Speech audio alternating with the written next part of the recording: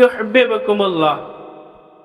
হে নবী, আপনি আপনার উম্মতদেরকে জানাইয়া দেন, তারা যদি আমি আল্লাহ তাআলাকে ভালোবাসতে চাই, তারা যেন আপনি নবীকে ভালোবাসে, আপনার নবীর ইত্তেবা করে, নবীকে ভালোবাসে। তাহলে এখান থেকে আয়াতে কারিমা দ্বারা বুঝলাম আল্লাহ তাআলাকে ভালোবাসতে হলে নবীকে ভালোবাসতে হবে। এখন আপনারা একটু উত্তর দেবেন, নবীকে ভালোবাসতে হবে গুনাহকে ছেড়ে না গুনাহ করে? গুনাহ ছেড়ে। দুর্নীতি বাটপারি করে না দুর্নীতি বাটপারি ছেড়ে? যদি দুর্নীতি বাটপারি ছাড়তে হয়, যদি গুনাহকে ছাড়তে হয়, দেখা যায় বাহ্যিক দৃষ্টি থেকে দুনিয়াতে আমাদের একটু ক্ষতির সম্মুখীন হলেও হতে পারি, কিন্তু মনে রাখতে হবে দুনিয়াতে যদি গুনাহ ছাড়ার কারণে সামান্য একটু ক্ষতি হয়, এই ক্ষতির দ্বারা হযরত আমার পূর্বে আমাদের পরিচিত মুখ জয়নুল আবেদিন সাহেব বলে গেছেন, গুনাহকে ছাড়ার দ্বারা, নবীকে ভালোবাসার দ্বারা, নবীর সুন্নাতকে আঁকড়ে রাখার দ্বারা যদি দুনিয়াতে একটু বাহ্যিক সমস্যা হয়, তারপরেও নবীর সুন্নাতকে জীবনে আঁকড়ে রাখার কারণে রাসূল সাল্লাল্লাহু আলাইহি ওয়াসাল্লাম কিয়ামতের ময়দানে আপনাকে আমাকে সঙ্গে করে জান্নাতে নিয়ে যাবে, বলি সুবহানাল্লাহ। এজন্য প্রিয় হাজিরিন, যদি গুনাহ ছাড়ার কারণে বাহ্যিক দৃষ্টি থেকে দুনিয়া আমাদের থেকে দূরে সরে যায়, বন্ধু বান্ধব আমাদের থেকে দূরে সরে যায়, মনে রাখতে হবে যেই আল্লাহর ভয়ে গুনাহকে ছেড়ে দিচ্ছি, যেই রাসূলের মহব্বতে গুনাহকে ছেড়ে দিচ্ছি, এই রাসূল এবং এই আল্লাহ আমাদেরকে ছেড়ে যাবেন না। তার বাস্তব দৃষ্টান্ত হলো ইমামে আহমদ বিন হাম্বল রাহমাতুল্লাহি আলাইহি। ইমামে আহমদ বিন হাম্বল চারটি মাযহাবের একটি মাযহাবের ইমাম, যার নামের উপর ভিত্তি করে হাম্বলি মাযহাবটা এখনো দাঁড়িয়ে আছে। ইমামে আহমদ বিন হাম্বল গুনাহকে ছাড়ার কারণে, নবীকে ভালোবাসার কারণে 99 বার আল্লাহ তাআলাকে স্বপ্ন যুগে দেখেছে, বলি আল্লাহু আকবার। শুধু আল্লাহ তাআলাকে স্বপ্ন যুগে দেখেছেন তা নয়, গুনাহকে ছাড়ার কারণে, আল্লাহকে ভালোবাসার কারণে মাত্র 16 বছর বয়সে নবী মুহাম্মদুর রাসূলুল্লাহ সাল্লাল্লাহু আলাইহি ওয়াসাল্লাম আহমদ বিন হাম্বলকে স্বপ্ন যুগে দেখা দিয়েছেন, বলি আল্লাহু আকবার। প্রিয় হাজিরিন, এজন্য গুনাহকে ছাড়তে হবে। হাদিসের মধ্যে এসেছে, তুমি যদি আল্লাহর ওলি হতে চাও, একটা জিনিসকে ছেড়ে দাও, সেইটা হলো গুনাহ। তুমি যদি গুনাহকে ছেড়ে পারো, সবথেকে বড় ওলি তুমি হবে। গুনাহকে ছেড়ে দিতে হবে। গুনাহকে ছেড়ে দিলে আহমদ বিন হাম্বলের মতো নবী মুহাম্মদ আমাদেরকে ভালোবেসে ফেলবে। আহমদ বিন হাম্বল তখন হাদিসের ছাত্র, মাত্র 16 বছর বয়স আহমদ বিন হাম্বলের। বন্ধু বান্ধবের সঙ্গে আড্ডা দিচ্ছে, আড্ডা দিতে দিতে বন্ধুরা বলে, আহমদ চলো, দুপুরের সময় হয়ে গেছে, আমরা নদীতে গিয়ে গোসল করে আসি। মা বন্ধুদের সঙ্গে চলে গেছে গোসলের জন্য। নদীতে নামছে বন্ধুরা, বন্ধুরা সতর্কে আগলা করে টাকনুর উপর পাজামা, টাকনুর উপর লুঙ্গি উঠায়া উলঙ্গ অবস্থায় নদীতে নেমে গেছে, গোসল করতেছে। আহমদ বিন হাম্বল লজ্জায় উপরে দাঁড়িয়ে আছে। বন্ধুরা বলে, কি রে আহমদ, তুমি আসো না কেন, তোমার কি হয়েছে?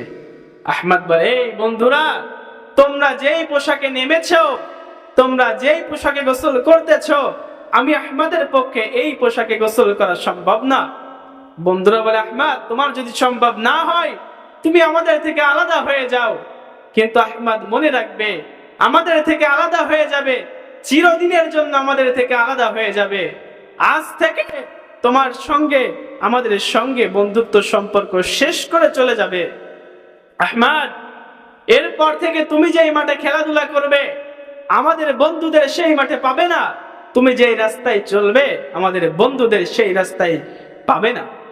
আহমদ বিন হাম্বল সেদিন বন্ধুদেরকে দ্ব্যর্থহীন কণ্ঠে বলে দিয়েছিল, এই বন্ধুরা, তোমরা যদি আমার থেকে এই সতর আগলা করার দুরুদ আমি আগলা করিনি, তাই কারণে যদি তুমি আমাদের থেকে আলাদা হয়ে যাও, আমার থেকে আলাদা হয়ে যাও, আমি আহমদ বললাম, তোমাদেরকে খুশি আমি করতে চাই না, আমি নবী মুহাম্মদকে খুশি করতে চাই, আমি আল্লাহ তাআলাকে খুশি করতে চাই।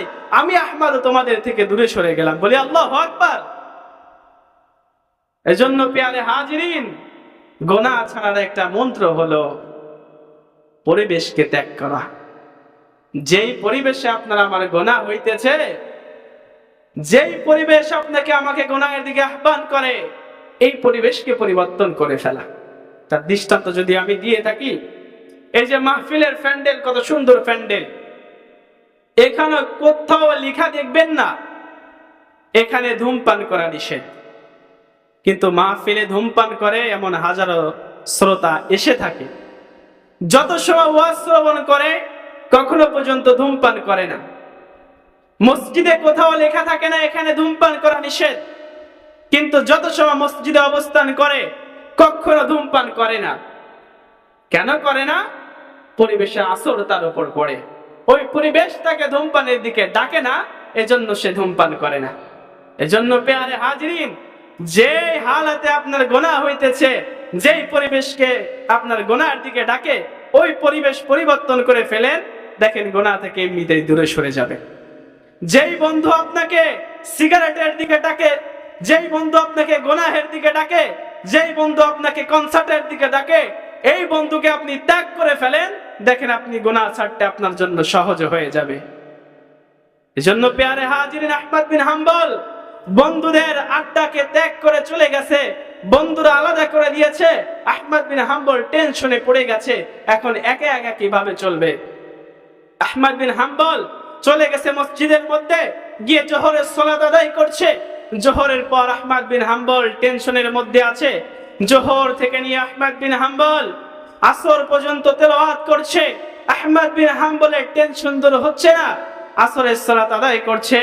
আসর থেকে নিয়ে মাগরিব পর্যন্ত জিকিরের মধ্যে লিপ্ত আছে। আহমদ বিন হাম্বলের টেনশন দূর হয় না। আসর থেকে মাগরিব পর্যন্ত তেলাওয়াত করার পর মাগরিবের সালাত আদায় করেছে। আহমদ বিন হাম্বলের টেনশন দূর হয় না। মাগরিব থেকে নিয়ে নফল ইবাদত করতেছে।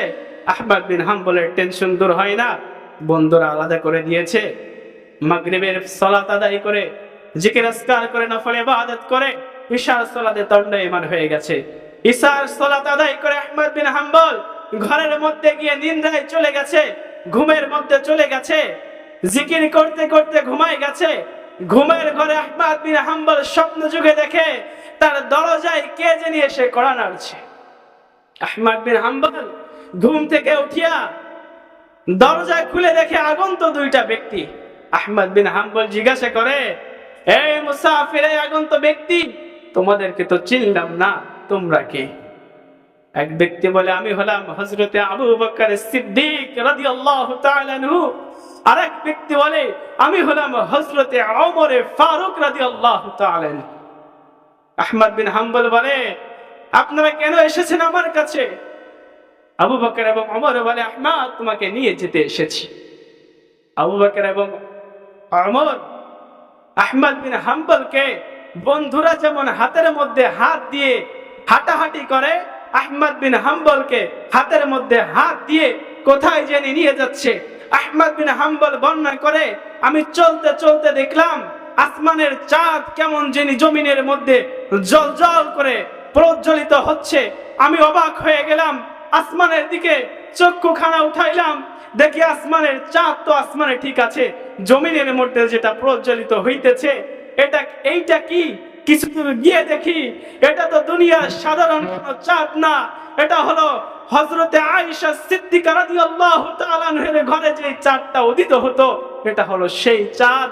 এই চাঁদটা হলো আখিরি জামানার পয়গম্বর জনাবে মুহাম্মদ রাসূলুল্লাহ সাল্লাল্লাহু আলাইহি ওয়াসাল্লাম। আহমদ বিন হাম্বলকে দেখে দুই হাতখানা বৃদ্ধি করে দিয়ে সাল্লাল্লাহু আলাইহি ওয়াসাল্লাম দুই হাতখানা প্রসারিত করে দিয়ে আহমদ বিন হাম্বলকে ডাকছে, এই আহমদ, গুনাহ ছাড়ার কারণে তোমার বন্ধু তোমাকে আলাদা করে দিয়েছে, তোমার দুনিয়া তোমাকে আলাদা করে দিয়েছে। গুনাহকে ছাড়ার কারণে আহমদ বিন হাম্বল মাত্র 16 বছর বয়সে নবীকে স্বপ্ন যুগে দেখে। আর এই জামানায় এসে আপনিও স্বপ্ন দেখেন। 16 বছর বয়সে আপনার আবার সন্তানগুলিও স্বপ্ন দেখে। কিছুদিন আগে সবে গিয়েছে, বাসায় হালুয়া এবং গোশত পাকাইছে, ঘিরানে ঘিরানে রাত্রেবেলা খাওয়ার সুযোগ হয়েছে। স্বপ্ন যুগে দেখছে রুটি আর গোস্ত খাইতেছে। সকালবেলা উঠে দেখে খেতার অর্ধেক শেষ। কি ব্যাপার, কি হলো? আমি তো রাত্রে রুটি খেয়েছি। রুটি খাইতে খাইতে স্বপ্নের মধ্যে রুটি খাই নাই, খেয়েছে খেতা। আর যুবকরা যেটা স্বপ্ন দেখে, মডেলিং দের স্বপ্ন দেখে, পর্ন স্টারদের স্বপ্ন দেখে, সেটাই তাদের স্বপ্ন যুগে আসে। এজন্য পেয়ারে হাজিরিন, প্রিয় বাগেরহাটবাসী, প্রিয় তালবাড়িবাসী, আপনাদের প্রতি উদারত আহ্বান থাকবে, গুনাহকে ছেড়ে দেন, গুনাহ থেকে আলাদা হয়ে যান। সামনে রমাদান মাস, নবীর মহব্বতে সময় লাগান, নবীর সুন্নাহকে জিন্দা করেন। নবীর সুন্নাহকে যদি জীবনে জিন্দা করতে পারেন, নবীকে যদি ভালোবাসতে পারেন, কিয়ামতের ময়দানে আহমদ বিন হাম্বলকে যেমনি করে কোলে উঠায় লইয়াছে নবী মুহাম্মদ, আপনাকে আমাকে তার সুন্নাতকে ভালোবাসার কারণে, তার সুন্নাতকে জিন্দা করার কারণে আপনাকে আমাকে কোলে লইয়া নবী মুহাম্মদ জান্নাতে যাবে বলি সুবহানাল্লাহ।